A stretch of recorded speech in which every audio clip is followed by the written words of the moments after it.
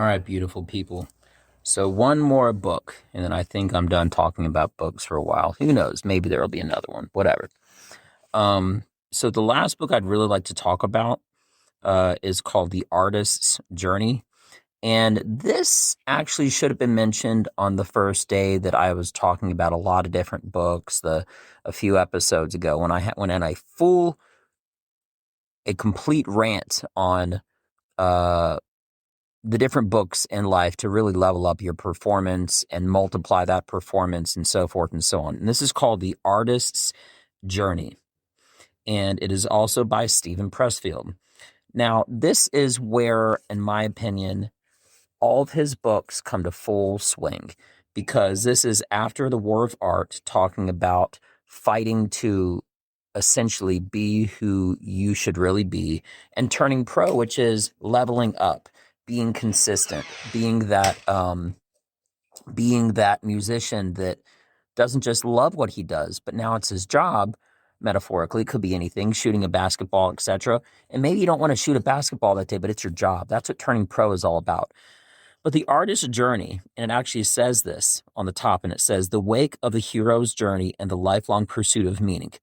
Meaning, this whole book is essentially talking about you're not just leveling up, but you're always dipping your feet in, so to speak, of the creativity, the warmth, the passion of what you love to do most, and how to continuously be, not just be passionate about it, but to continue to get better at it and to pursue it more.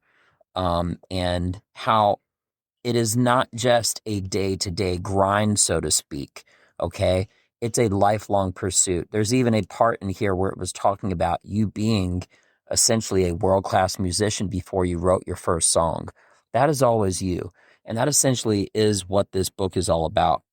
And I feel like it's a necessary ingredient for your soul to read this book, whether you are a jiu-jitsu practitioner, a martial artist, a basketball player, an entrepreneur, a ballerina, a sniper. It doesn't matter. This book is the one that ties in all of his other books, okay? And they all have distinct purposes, but this one is the one where if it was like a golf swing and the different parts of the swing were like leading up to this is the one that brings it around full circle. And when you follow through and you read this book, you'll realize how it is a game changer for your life. Now, I keep this book out so that I can see it.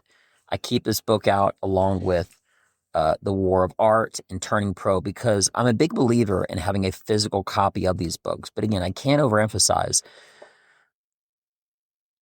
being able to drive and listen to an audible book, right? And also be able to take screenshots at certain parts that I thought were impactful is a huge way of how I retain information when it comes to reading. And then I can always go back and I can look at all my highlights, okay? Because it's easier realistically to fan through a book that you've read or that you have heard, right? As opposed to fanning through an audio. It doesn't really make a lot of sense. But you can visually kind of give yourself a cheat code to all the parts that were important. I remember I gave one of the earlier books, The War of Art, that I had mentioned to somebody, and he said he likes to underline it. And after I talked to him a couple days later, he said he was essentially like underlining every other sentence, if not every sentence. And that's what this is. This one is filled full of highlights and circles and little notations on it. And I'm passionate. I'm passionate about stand-up comedy. I'm passionate about jiu-jitsu. And I truly believe that part of what a martial artist, for example, would always do was they would do things like calligraphy, because it was something that helped balance their swordsmanship, their mind, being able to do something that's like peaceful and meticulous and very particular while not at war. And it was something that a lot of different military members and warriors would do And others do other things such as painting and so forth and so on, to help balance out their mind from that rough, strategical, and from those fights and wars and everything, battles that they were going through. So mine is kind of on the flip side. Mine is jujitsu. Let me rephrase that. Mine is comedy, right? And writing comedy and working on it. And I've always said that jujitsu is my balance. So it's like similar, but it's the opposite for me, right? Because I don't do comedy to help with my jujitsu. I use jujitsu to help with my comedy.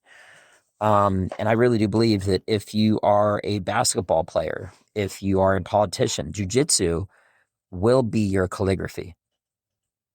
I promise you. If you train jujitsu, it will be your balance to help you get your mind off of that war, that battle, whatever thing that you're working on, that you're passionate about, because that is a beautiful art. It's strategic and it scales. It's not like just weightlifting. You can weightlift, but if you do jujitsu too, by doing so, it will make you more strategic, more analytical, and it will get your mind off of shooting that basketball. So when you go back to shooting that basketball or fill in the blank, me doing comedy, etc., right? You think better, you're more improved, and you're a better version of yourself every single day. And that's what I'm all about. So it would be great. And as always, if you don't do it, that's unfortunate for you. But realistically, this is always a reminder to myself for what matters most in this podcast, on my journey, on my artist journey to become a professional stand-up comedian. That being mentioned,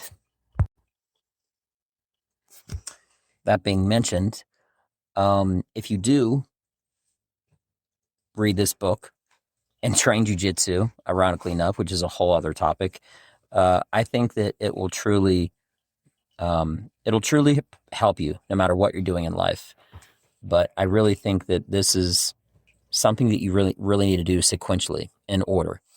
And the first is the war of art.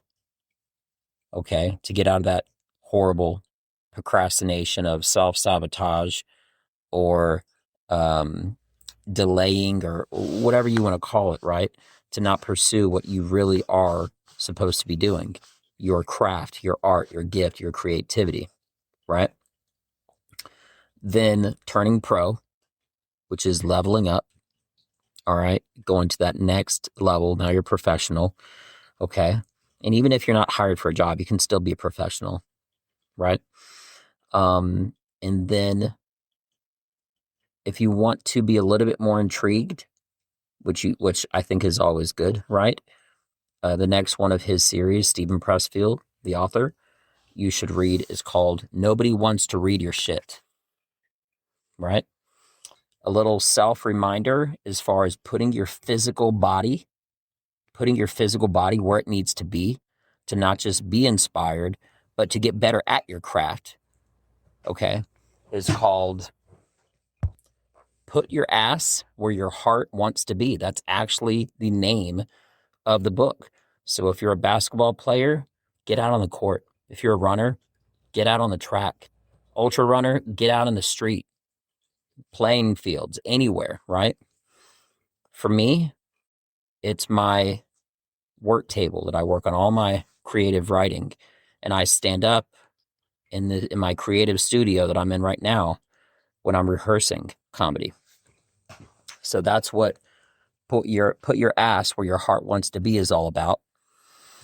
And then lastly, coming full swing, the artist's journey. Now the first two I think are the most important order, the war of art and turning pro. However, if you do it in any other order, I'm sure it'll be fine. That's essentially the order that I went in. And I just can't overemphasize, this is like a staircase for your soul, okay? And the more that you read these books, okay, you can always go back to them and reference them, but leave them out, buy the audio, listen to it, make time for it, right? And by buying the physical book, you can underline it, go back, but leave it out so you can always be reminded about these lessons. That's what I do. And If something that I said happens to benefit you, well, that's great. I'm happy for you. And if not, I'm okay with that too. But at the very least, as I always mention, this is a physical reminder, a mental reminder, right? Of an imprint of a good memory and something that I need to repeat in my life to be leveling up.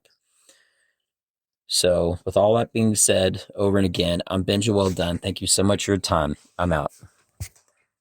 Peace.